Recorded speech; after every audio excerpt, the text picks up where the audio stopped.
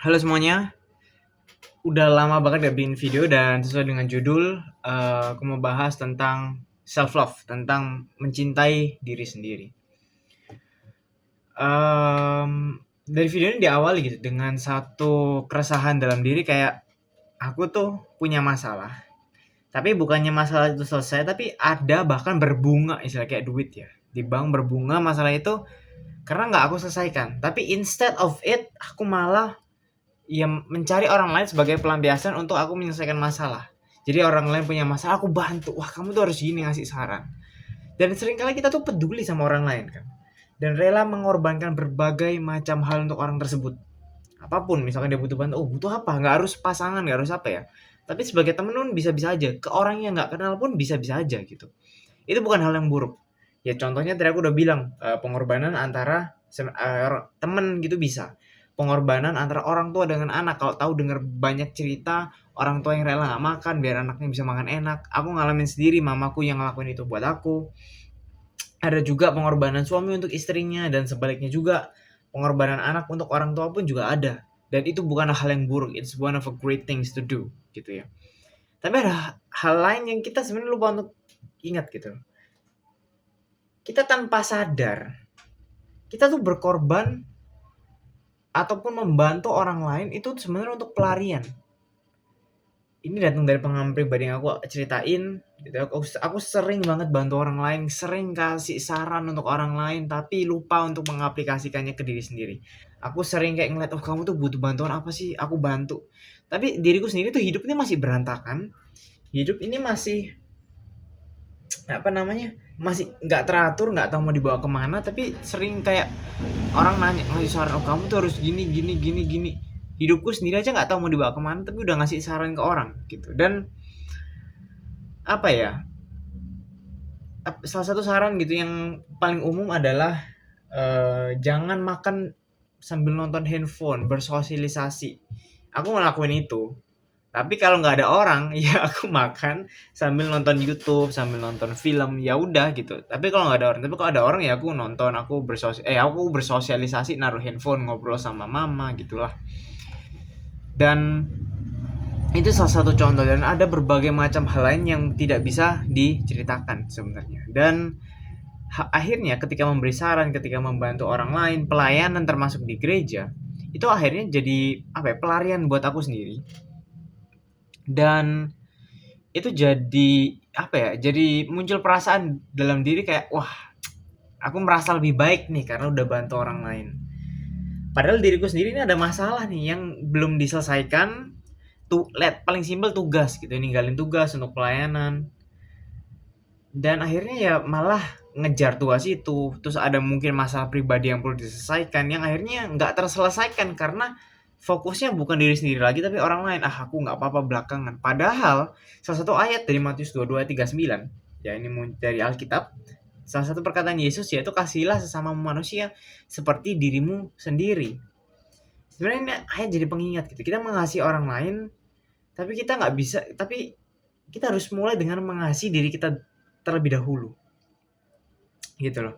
Karena kalau kita nggak mengasihi diri kita terlebih dahulu, ya kita kalau ke orang lain ya sebenarnya nggak tulus untuk mengasihi, nggak mungkin bisa gitu loh. Nggak akan bisa tulus. Beneran, percayalah teman-teman ya. Karena pada akhirnya ya itu cuma sekedar pelarian dari masalah yang sedang kita hadapin. Kita membantu kita, dan itu sebenarnya bukan mengasihi. Kalau kita punya masalah yang belum bisa diselesaikan, ya mungkin orang bisa bilang, oh orang tua punya utang banyak, tapi anaknya dilakukan apapun untuk anaknya. Itu hal yang baik dalam jangka pendek sebenarnya kalau kita mau bicara fair-fairan. Dalam jangka panjang, kalau udah tahu secara ekonomi buruk, yang jangan punya anak terlebih dahulu. Gitu loh.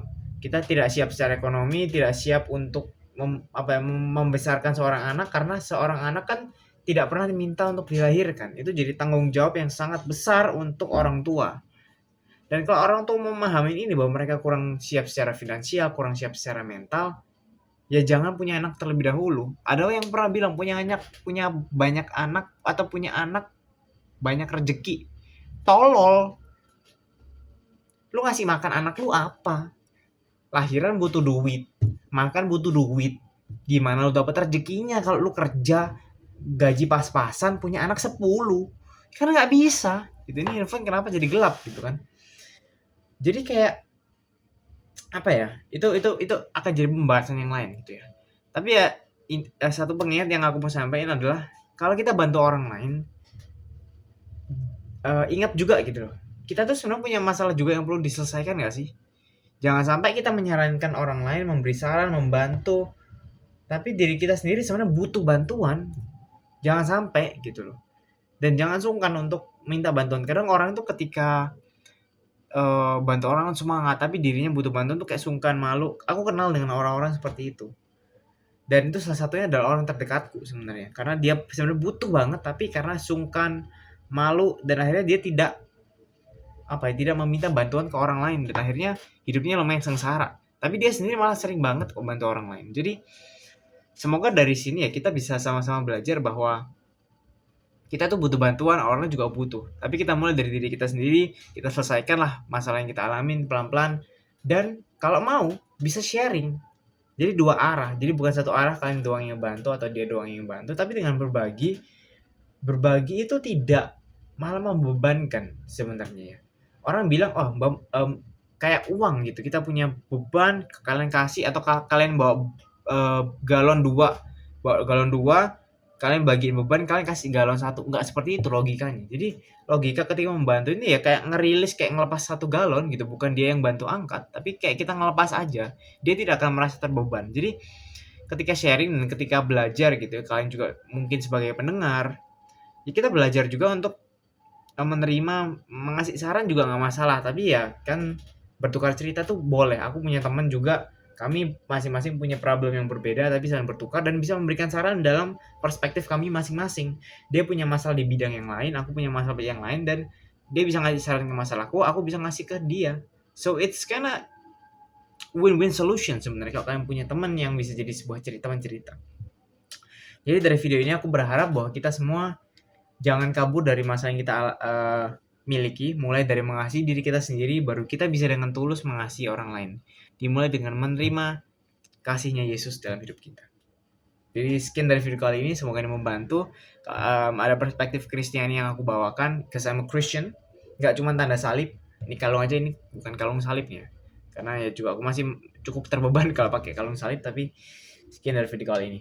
Sampai jumpa.